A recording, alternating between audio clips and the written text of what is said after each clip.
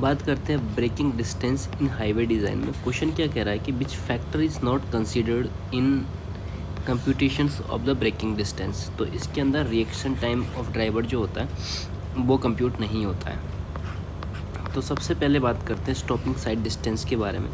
SST का जो formula होता है वो होता है lag distance plus braking distance. इसके कंपोनेंट्स लैग डिस्टेंस और ब्रेकिंग डिस्टेंस होते हैं। लैग डिस्टेंस का फॉर्मूला क्या होता है, b into T, velocity into reaction times of driver.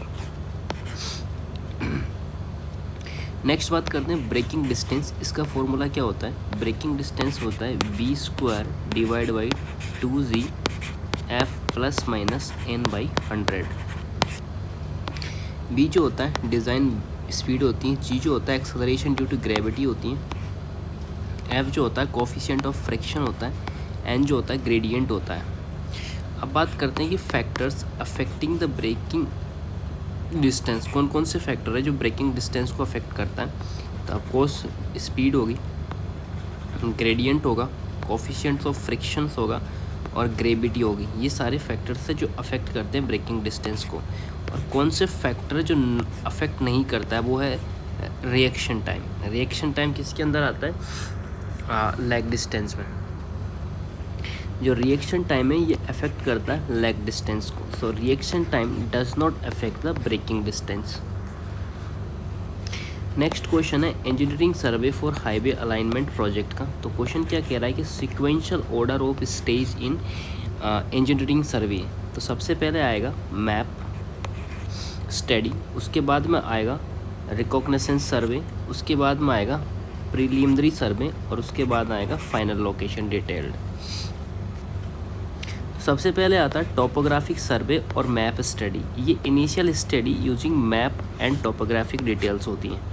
उसके बाद में आता है रिकॉग्निसेंस सर्वे, ये field inspections of possible routes होते हैं। उसके बाद में आती है प्रीलिमिनरी सर्वे, ये alternative alignments are examined in which alternative alignments are examined and information collect for comparison planes generally drawn to scale like 10 centimeters equals to 1 kilometer, 1 centimeter equals to 100 meter और 25 centimeters equals to 1 kilometer।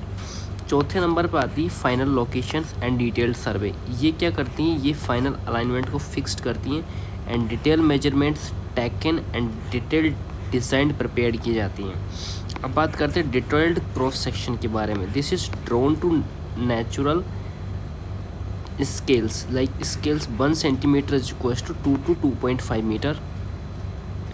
Cross section drawn every 100 meter at abrupt change in level.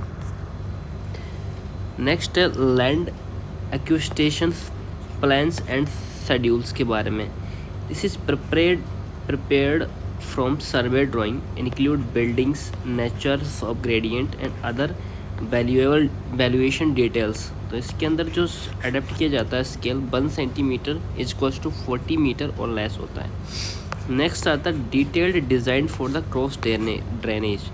ये एक masonry structure की drawings है। इसका जो usual scale होता है 1 centimetre is equals to 1 metre होता है and enlarged scale for complicated project portion के लिए ये अप टू होता है 8 सेंटीमीटर और 1 मीटर और हाफ फुल साइज में होता है। नेक्स्ट करते हैं cross sections of streams, scale not less than 1 centimetre और 10 मीटर। सो करेक्ट ऑर्डर की बात करें तो मैप स्टडी, रिकॉग्निसेंस, प्रीलिमिनरी सर्वे और फाइनल लोकेशन एंड डिटेल सर्वे इसके अंदर आती है। अब बात करते हैं क्लैरी फ्लोक्यूलेटर्स यूनिट इन वाटर ट्रीटमेंट। तो क्वेश्चन क्या पूछता है, प्रोसेस इन्वॉल्व इन ए क्लैरी फ्लोक्यूलेटर्स। तो कौन सी प्रोसेस इन्वॉल्व होती हैं, floc formation and subsequent removal by the sedimentation. Concept समझते हैं इसका। Small suspended solids sedimentation efficiency become very low. अगर सस्पेंडेड सॉलिड्स स्मॉल हैं तो सेडिमेंटेशन एफिशिएंसी क्या कम हो जाएगी। सो टू इंक्रीज एफिशिएंसी फ्लोकुलेशंस की रिक्वायरमेंट होती हैं। इन क्लैरी फ्लोकुलेटर्स के अंदर क्या होता है, flock formations takes place and suspended particles are brought together and size of suspension solid increases. So removal process, ये formed flocs are removed by the sedimentation. Next आता है कोगुलेंट्स। कोगुलेंट्स का क्या पर्पज होता है? पर्पज जो होता है वो न्यूट्रलाइज करते हैं negative protective charge and increase करते हैं contact opportunity in a latter stage, जिसका एग्जांपल होता है alum, copper, chlorinate copperas and sodium aluminates. इसके अंदर होता है alum copperas, chlorinate copperas and sodium alum. इसका फाइनल कंक्लूजन की बात करें तो clariflocculators work on flocculation plus sedimentation. Next बात करते हैं हॉस्पिटल बेस्ड डिस्पोजल मेथड्स के बारे में। तो क्वेश्चन क्या कहते हैं? Methods not used for the disposal of the hospital based. तो कौन सा मेथड्स यूज नहीं होता है? वो है land feelings. Land feeling hospital disposal के लिए यूज नहीं होता है। कुछ चीज़ें हैं यहाँ पर, इलेक्ट्रोपायरोलिसिस, कुछ मेथड्स उनके बारे में डिस्कस कर लेते हैं। इसकी डेफिनेशन क्या होती है? Organic matter is heated in oxygen free atmosphere. मतलब इलेक्ट्रोलाइसिस प्रोसेस की क्या डेफिनेशन है कि ऑर्गेनिक मैटर को हीटेड किया जाता है in absence of the oxygen. इसकी प्रोसेस क्या होती है? थर्मल क्रैकिंग्स, कंडेंसेशन रिएक्शंस प्रोड्यूस करती है गैसियस फ्रैक्शन, लिक्विड फ्रैक्शंस और solid fractions. Thermal cracking, condensation reactions इसकी प्रोसेस के अंदर आते हैं। कंडीशंस क्या होती है कि temperature should be greater than 430 degree centigrade और 800 फॉरेनहाइट अंडर प्रेशर। नेचर जो होता है इसका इरिवर्सिबल प्रोसेस होता है और एंडोथर्मिक प्रोसेस होती है। जो इलेक्ट्रोपायरोलिसिस होती हैं उसकी प्रोसेस कैसी होती है? एंडोथर्मिक टाइप की और इरिवर्सिबल प्रोसेस होती हैं। अब उसके बाद में आता है इंसिनरेशंस।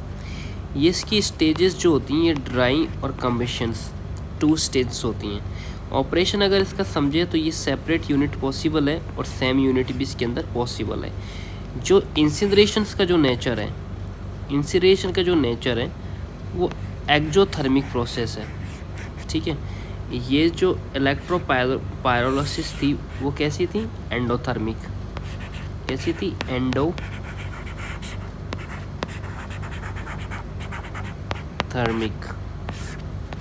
ठीक है।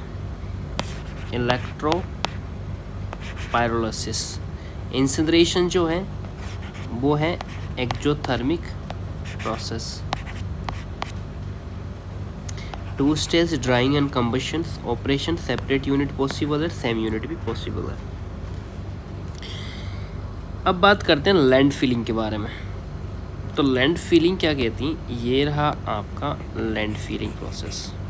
लैंड फिलिंग क्या होता है कि ये इसके अंदर रिफ्यूज डम्प्ड किया जाता है इन लो लेइंग एरियाज़ के अंदर। जो लेयर्स की डेप्थ होती हैं वो इक्वल टू होती हैं 1.5 मीटर।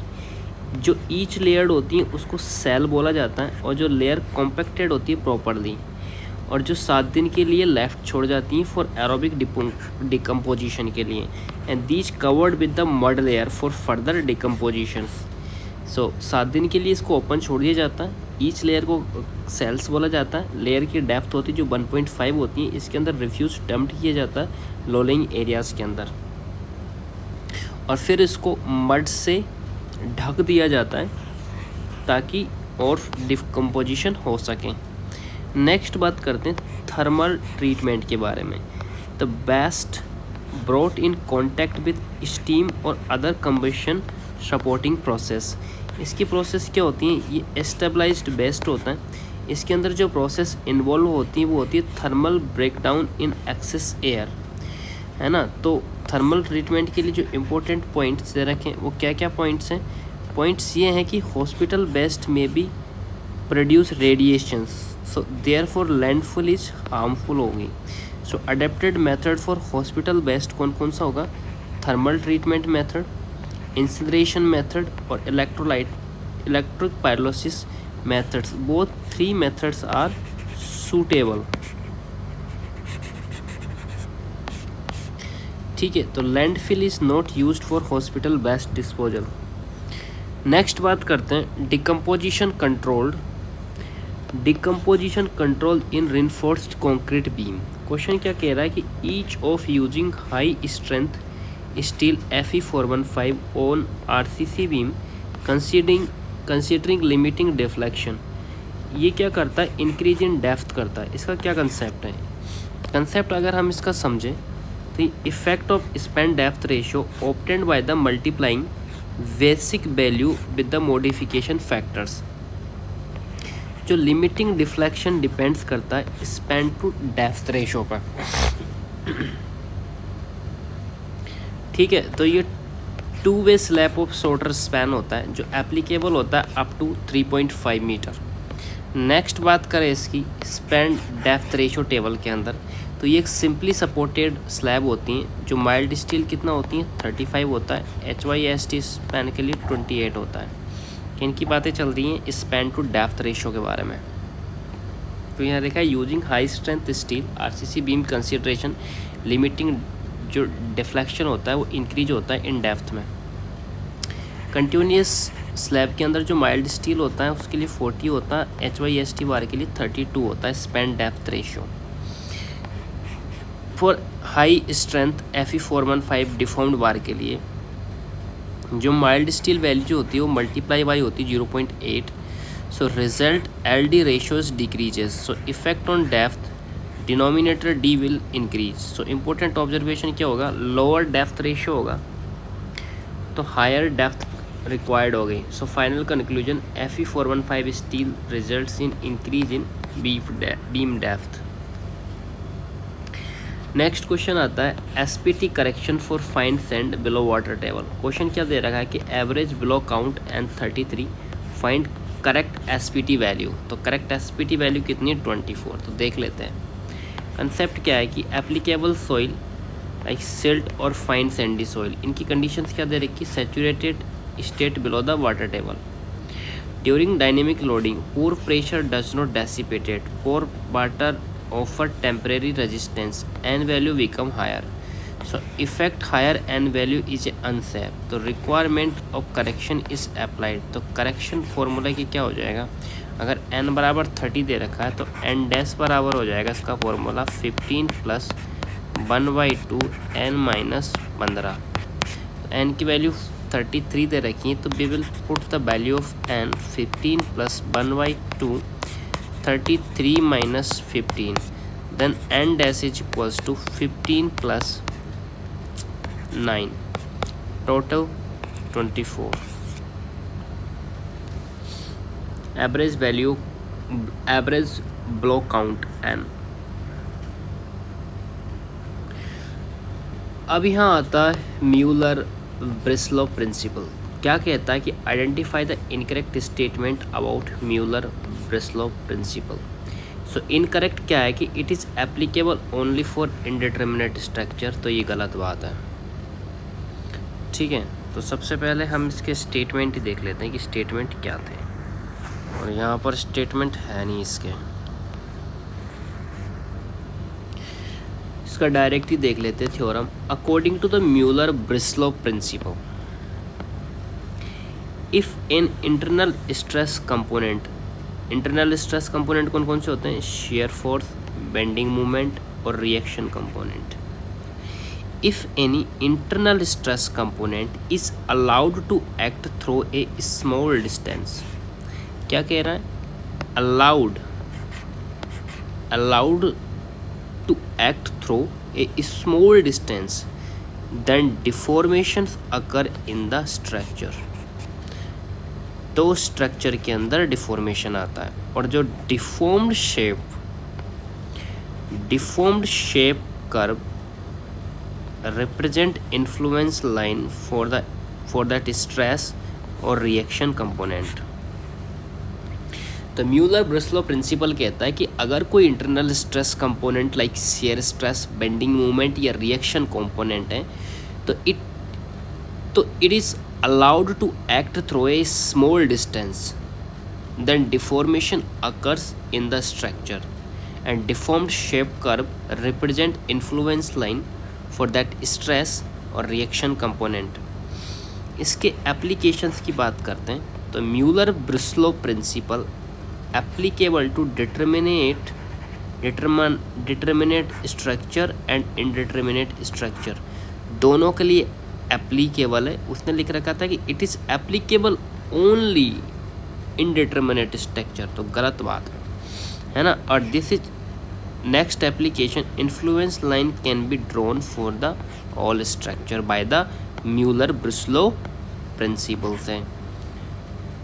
यहाँ लिख रखा determinate structure, influence line diagram obtained directly by allowing unit deformation corresponding to the constraint. Next आता है indeterminate structures which is applicable when material is within elastic limit.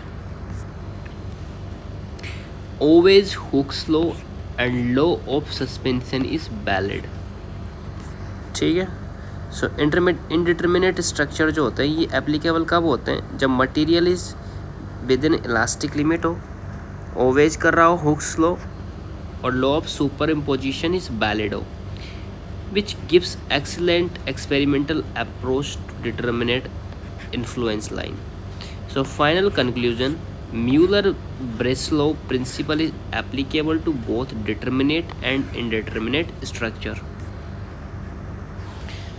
अब बात चलती है लेसिंग सिस्टम के बारे में।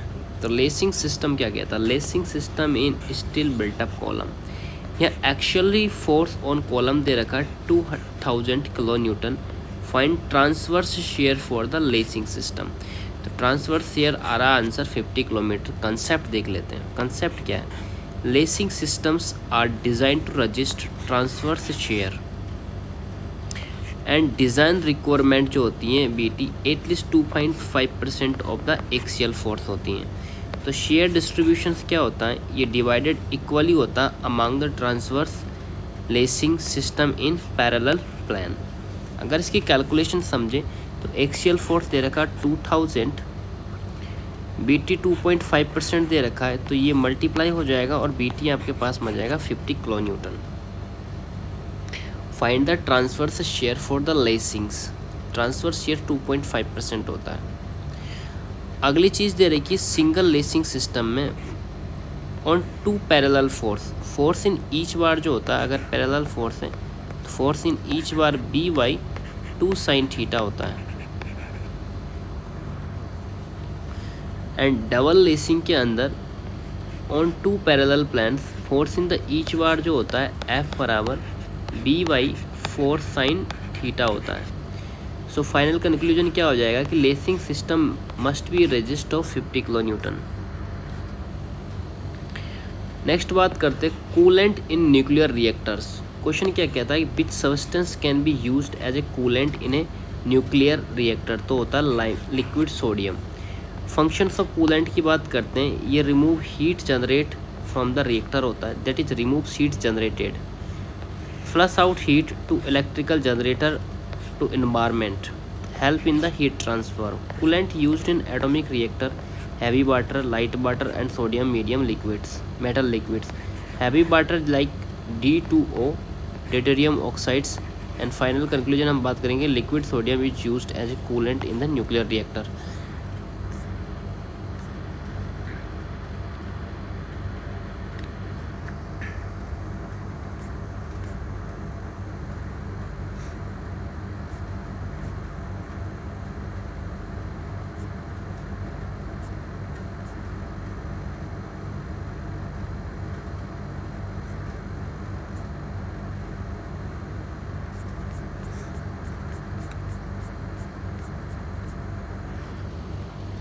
बात करते हैं combination of stresses in cement concrete pavement. Load दे रखा है 220 न्यूटन पर mm², ब्रैपिंग स्ट्रेस दे रखी 300 न्यूटन पर mm² और फ्रिक्शन स्ट्रेस दे रखी 10 न्यूटन। तो critical combinations during the summer की बात की है ना। तो देखते हैं एज और interior region at the bottom. तो स्ट्रेस क्या हो जाएगा, load stress plus warping stress of day time और फ्रिक्शन स्ट्रेस हो जाएगा माइनस। अब बात करते corner region at the top.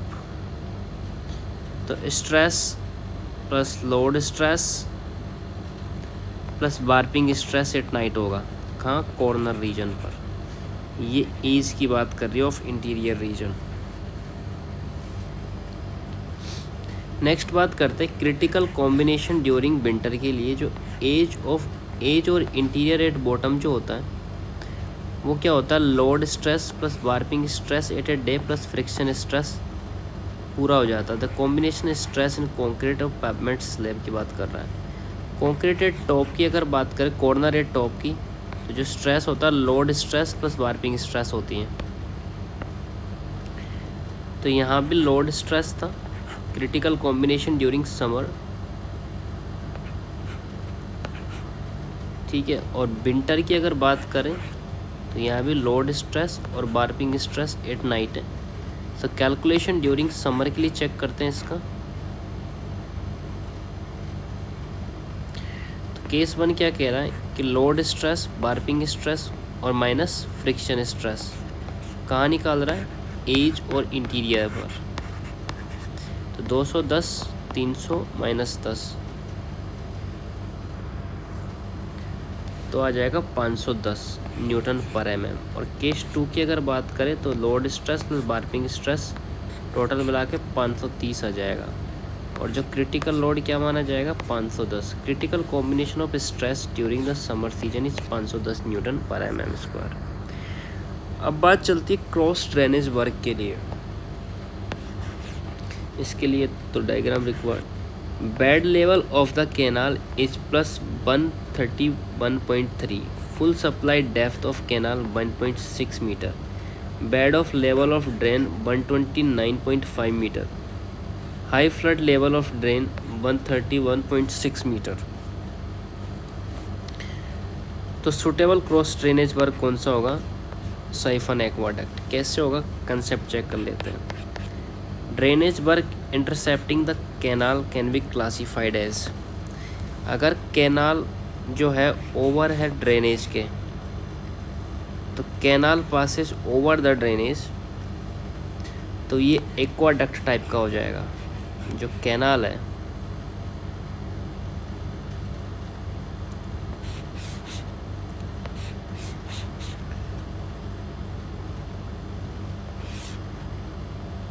और ये ड्रेनेज है। कैनाल जो है above passes over the drain, तो ये एक्वाडक्ट टाइप हो जाएगा। तो एक्वाडक्ट में क्या होता है, एक्वाडक्ट में ये होता है कि canal flow over the drain, और इसके जो कंपोनेंट्स होता है वो क्या होता है, inspection road, canal, FSL, FL of drainage और ड्रेन बेड, एंड जो होता है अरेंजमेंट जो होता है, जो कैनाल होती है ओवर होती है drain. So suitable types of cross drainage work का ही हो जाएगा इस जगह पर siphon aqueduct.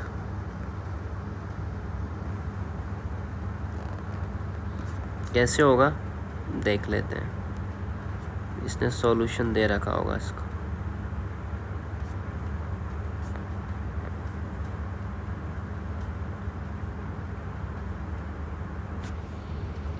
Bed level of canal and drainage, तो बेड लेवल ऑफ जो कैनाल है वो कितना है, +13, एंड जो bed level of the drain जो है 129, HFL ऑफ द ड्रेन है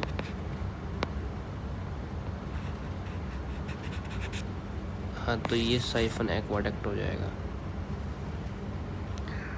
सही बात है। क्रॉस ड्रेनेज स्ट्रक्चर नेक्स्ट बात करते हैं, by passing canal over the drain. So canal over the drain, तो ये हो जाएगा एक्वाडक्ट और साइफन एक्वाडक्ट। साइफन एक्वाडक्ट के कंपोनेंट्स, इंस्पेक्शन रोड, वही सारी चीज़ें होती हैं। अरेंजमेंट देखते हैं तो कैनाल जो होती हैं पास होती है over the drain, by passing canal below the drainage, तो ड्रेन ओवर द कैनाल, ये सुपर पासेज।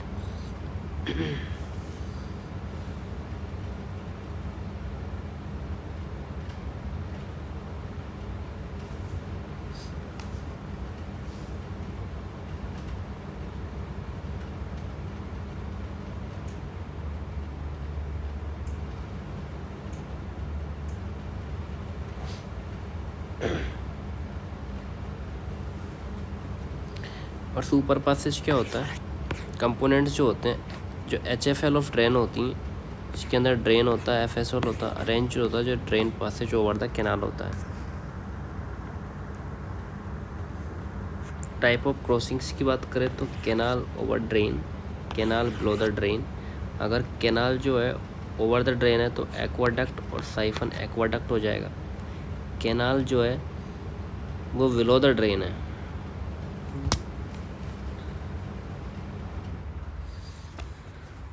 अगर कैनाल बिलो द ड्रेन है तो सुपर पासेज या साइफन हो जाएगा। अगर ड्रेन जो है थ्रू आउट द कैनाल है तो लेवल क्रॉसिंग या इनलेट और आउटलेट हो जाएगा।